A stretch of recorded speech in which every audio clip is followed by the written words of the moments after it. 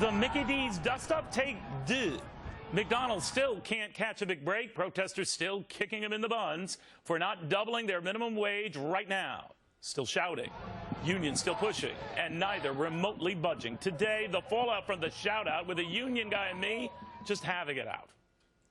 They made some very stupid management decisions. You're not but adding the to workers shouldn't have to pay for it. But the workers should not have to pay for it. The workers are going to pay for it. That's what makes this argument one fry short of a Happy Meal. It's 50 cents more a burger to double the minimum wage for McDonald's. Come on. Now, you know it's not 50 cents more, but you just made that up, Stuart. I do know it's 50 cents more. Stuart, if it was only 50 cents a burger, McDonald's would happily sign at the bottom, oh, 15 bucks. What would we think? And we're that's idiots. What we're trying to make sure that McDonald's has to raise Stuart, they're not selling burgers. They're not selling fries. They're not selling like they used to. And so it went on, but the food fight, you know, has not stopped. Ready for dessert? Because here come the tweets from you, Karan. A Big Mac will double, rents will double, a can of beans will double, and then 15 bucks won't be a living wage anymore. MCG, employees want $15 an hour, fire them, so they are free to go find it. McDonald's is an entry-level company, not a top one. Joseph, if I believe in family values, I must believe in $20 minimum wage. Nice argument. I really believe in family values. Make it 100 bucks. Tom, as a father of three, I can't afford McDonald's now. Wait until your group gets $15 an hour wage. Hello, $7 Big Mac. Then there's Mandy. Neil, you are right. He is off his rocker. He doesn't get exactly how thin the margins are. He will argue those folks out of a job. But a lot of you think I was the one who was a real piece of work. Carolyn via Gmail writes, I don't understand why anyone with an opposing view comes on your show when you constantly yell at them. I don't yell at them. Kevin via AOL, show some compassion, meathead. These guys need a break. Well, Kevin, they get 15 bucks an hour. They're going to need something else, a job. And Dorothy in New York City, Neil, I know it is impossible for you to relate to hardship or what it's like to deal with a challenge, but try for once to get outside your happy little life. Now, you will be surprised how often I do just that, Dorothy. My point with Stuart Acuff, the union guy, was it is the same, and I like it. I believe the minimum wage should be raised. I've said that repeatedly on this show. But double? And not to expect some impact on the part of franchisees who simply can't absorb that cost? That's where I think Stuart has it wrong. That cost will have to be passed along in jobs that are cut or burger prices that are hiked, and by a lot more than 50 cents, I suspect. Look, it is easy to be generous with somebody else's money, but doubling someone's wages and assuming it's not going to cost someone money, maybe us money, now, you might be perfectly happy paying double for that burger after, well, you double the wage of the guy serving it. But I am betting most Americans do not because most Americans cannot. That's reality. That's math. That's dollars and cents. And this makes no sense. And today, McDonald's is trying to fight back. The company's CEO saying that he's incredibly proud of a recent decision to bump up pay by $1 an hour. McDonald's also issuing this statement, and I quote, the union has spent its members' dues money in the past 2 years attacking the McDonald's brand in an unsuccessful attempt to unionize workers. McDonald's going on to say that the company and its franchisees are standing strong against what it calls a union attack. Let's sort this out, shall we, to Cheri Jacobus and Craig Smith, who say that these workers may need 15 bucks an hour to keep paying for this attack.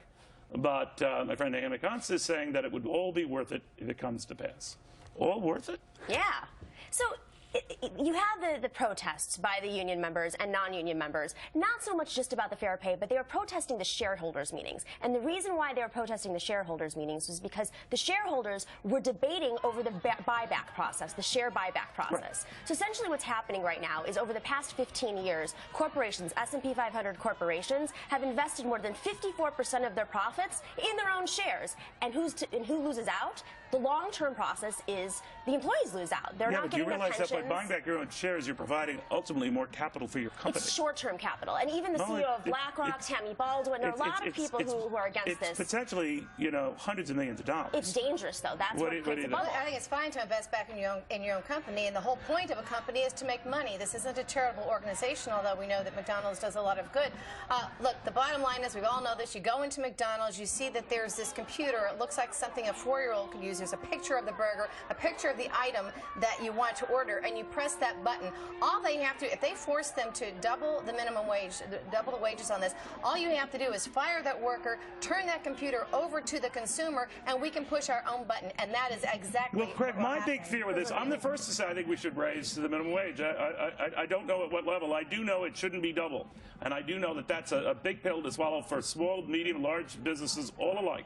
So what I'm saying here, by forcing or ramming something like this down a company's throat, whether you like that company or not, whether you think McDonald's is making a lot of money or not, and lately, as you know, they've had a lot of problems, you are asking for trouble. You are asking for jobs to be cut, and you are certainly asking for consumers to have to pay more to pay for that, and they won't. What do you think?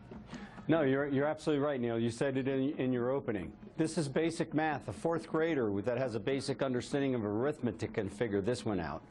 And that's why I find it fascinating, because if you broaden out this whole conversation and you look at the unions, they're going to spend millions and billions of dollars this year to fund political plans for Hillary Clinton and others, and yet they can't even fund their pensions, and they're going to be telling their pensioners they're going to be having their pensions cut back.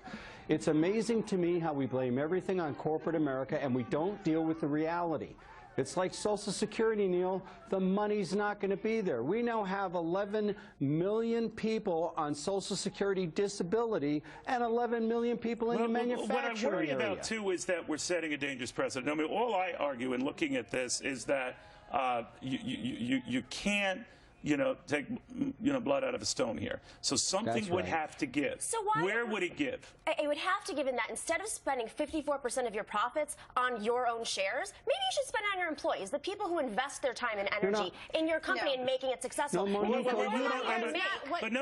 want to correct you on something. When the United Auto Workers was in some disarray and concerned about losing member jobs, they were quite open to a two-tiered pay structure. So for new entrants coming in, they would be paid at a lower level as long as those union jobs were protected.